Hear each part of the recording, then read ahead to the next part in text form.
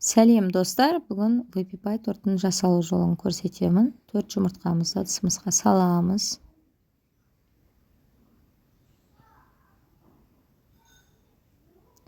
Үстінен 160 грамм шекеріміз саламыз.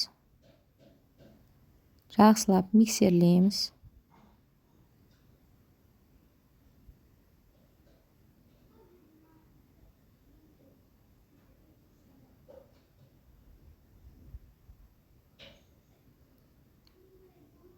Сексен грамм ертілген сливочный майымыз саламыз. 100 грамм ертілген шоколадымыз саламыз. 20 грамм разрыхлитель, 20 грамм какаоамызды 200 грамм ұнымызға салып, араластырып, біріктіріп аламыз. Бір-бірімен араластырып, жақсылап.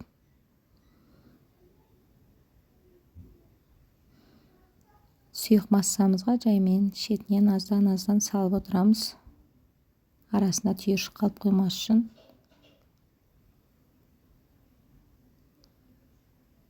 Жақсылап біріктіріп миксерлейміз. Барлығын 4 ыдысқа бөліп аламыз. Примерно 180-190 граммнан шығады. 22-лік формамызға, ыдысымызға салып, жақсылап шет-шетіне, тестамызды шетіне жеткізіңкіреп, тегістеп,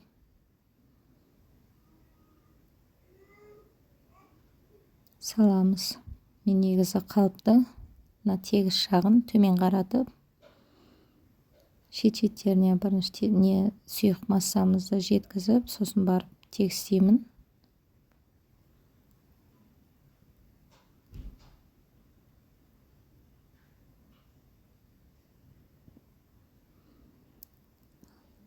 Енді 200 градуста қызып тұрған пешімізге 3 минут пен 7 минут аралығында қызартып пісіріп аламыз.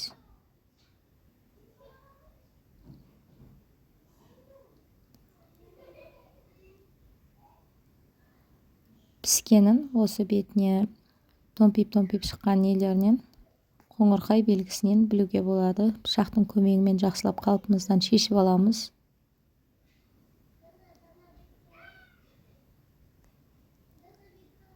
Тестамыз суығанша әдемілеп крем жасаймыз. 300 грамм творожный сыр,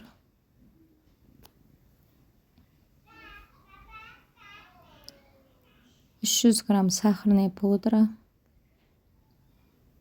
саламыз да жақсылап жаймен миксерлейтін боламыз.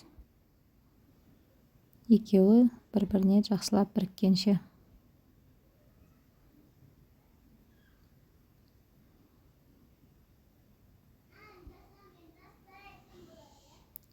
Біріккен массамызды бөлек ыдысқа салып аламыз да.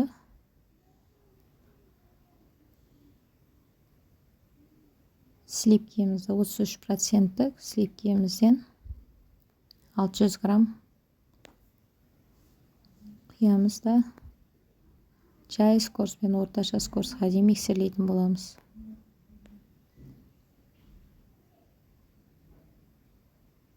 Орташа скоросқа келген кезінде жаймен аз-аздан творожный массамызды салып, біріктіріп миксерлейтін боламыз.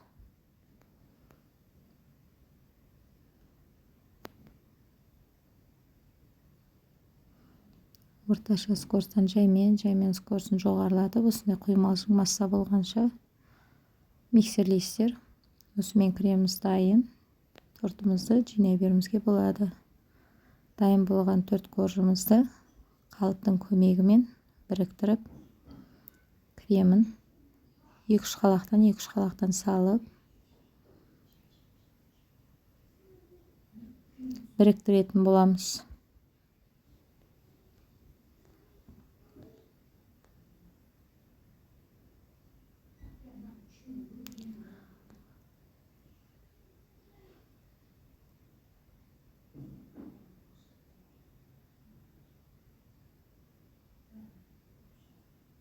Жақсылап кремдерімізді тегістеп аламыз да пышақтың көмегімен қалыбымызды шешетін боламыз. Сыртын кремімізбен тегістеп аламыз. Біркелкі етіп.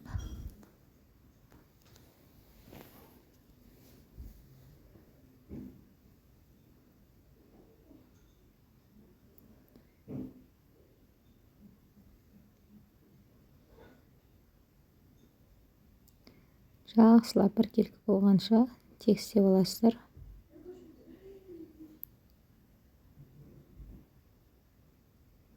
Негізі кремді бір тегістеп алғаннан кейін бір мұздатып алып, екінші слойын мұздағаннан кейін тағы үстінен бір тегістеп крем бір слой жағып шықсаңыздар, торттарыңыз теп-тегіс әдемі болады.